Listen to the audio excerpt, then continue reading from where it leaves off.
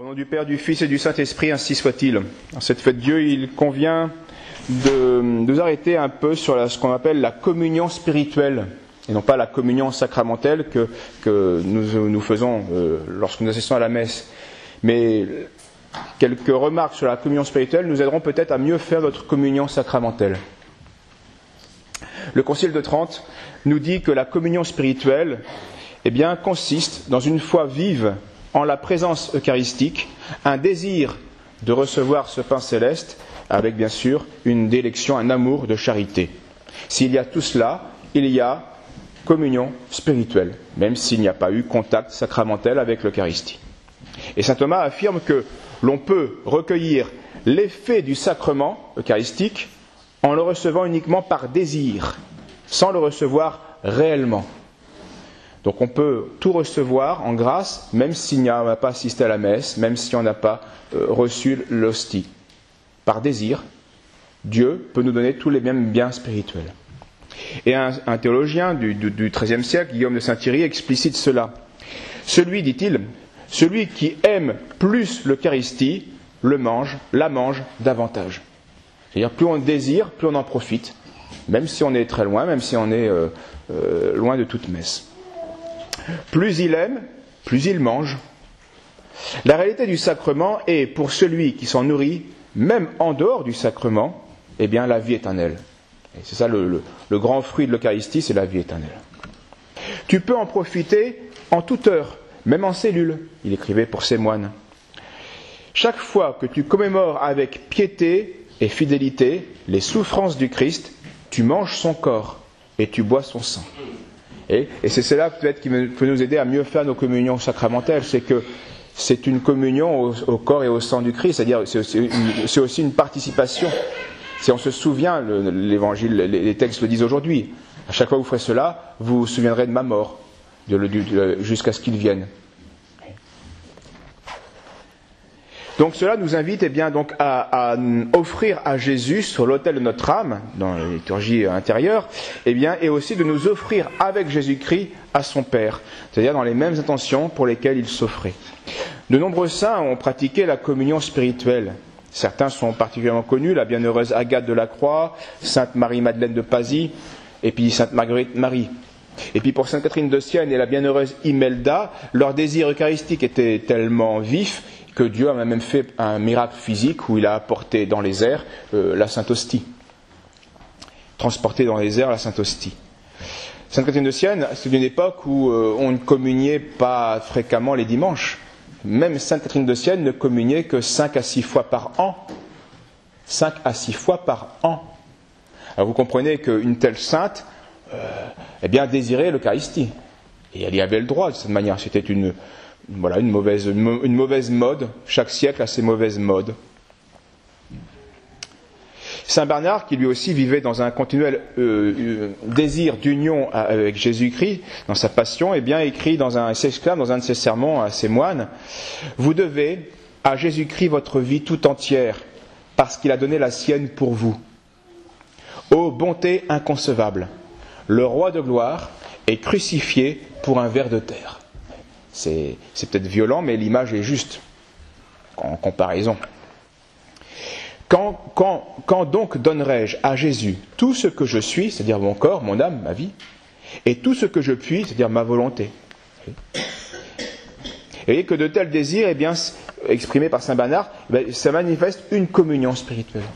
Il désire se donner à Jésus, il désire servir Jésus. C'est déjà une communion spirituelle.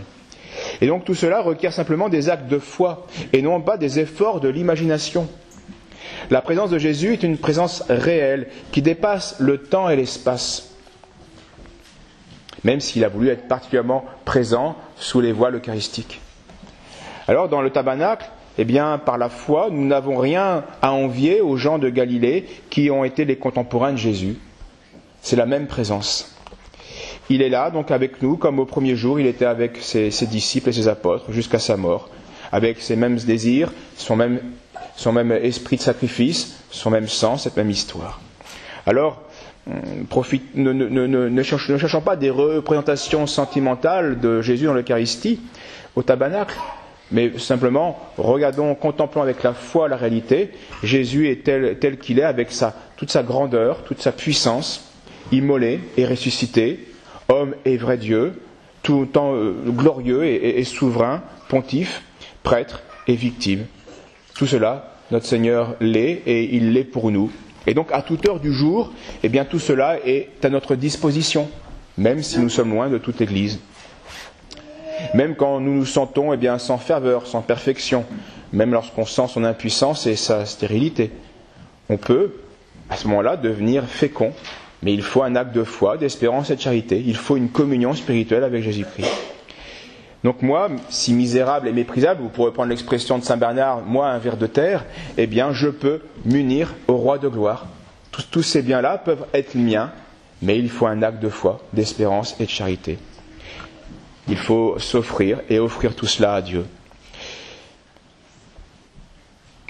Donc faire une communion spirituelle, c'est simplement s'unir à notre chef, à Jésus-Christ, en union avec tout son corps, avec l'Église. C'est donc participer à l'amour de Jésus prêtre qui s'offre, dit la liturgie, pour le salut du monde entier. C'est pas toujours explicite chez nous, mais ça doit être toujours au moins implicite. On s'unit à Jésus-Christ avec son intention qui est universelle. Donc c'est aussi continuer en moi, et c'est saint Paul qui le dit, la passion de Jésus qui sauve les âmes, c'est-à-dire souffrir avec Jésus-Christ dans un esprit de miséricorde pour la conversion des pécheurs. Et on le voit dans les épîtres de saint Paul, constamment il y a des élévations de cet ordre qui sont en fait des communions spirituelles, tout simplement.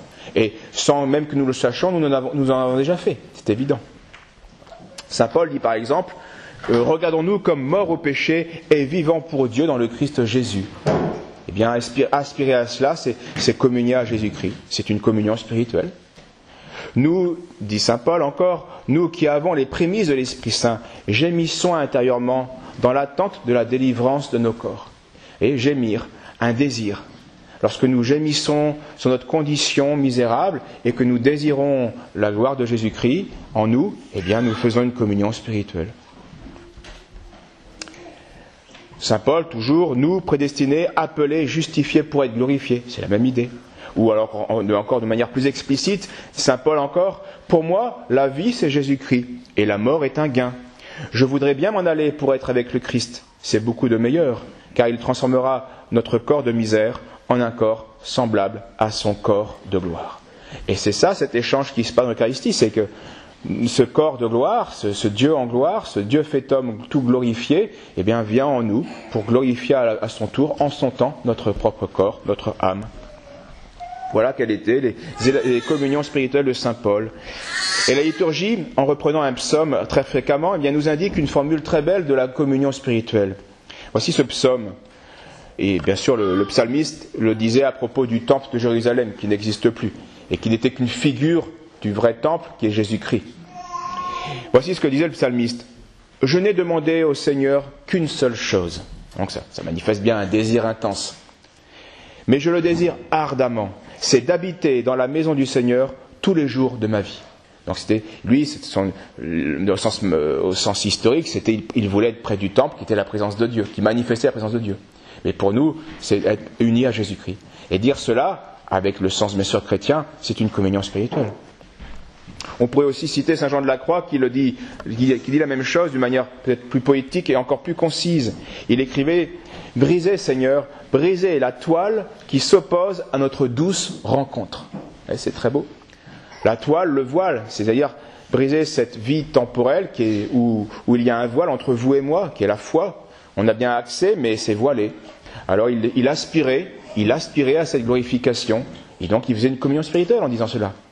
C'est un acte de foi, d'espérance et de charité. Briser la toile qui s'oppose à notre douce rencontre. Alors cherchons nous aussi à ces exemples, à brûler un peu plus de désir pour Jésus-Christ. Et chez les saints, ce désir était si fort que c'en était une torture qui leur valait même leur purgatoire. Ce désir les torturait et ils se purifiaient ainsi. Ils faisaient ainsi leur purgatoire sur terre. Ayons donc soif de Dieu le plus possible, aimons-le, mourons pour lui de manière de manière efficace et sacrificielle, en faisant le plus possible des communions spirituelles. Au nom du Père, du Fils et du Saint-Esprit, ainsi soit-il.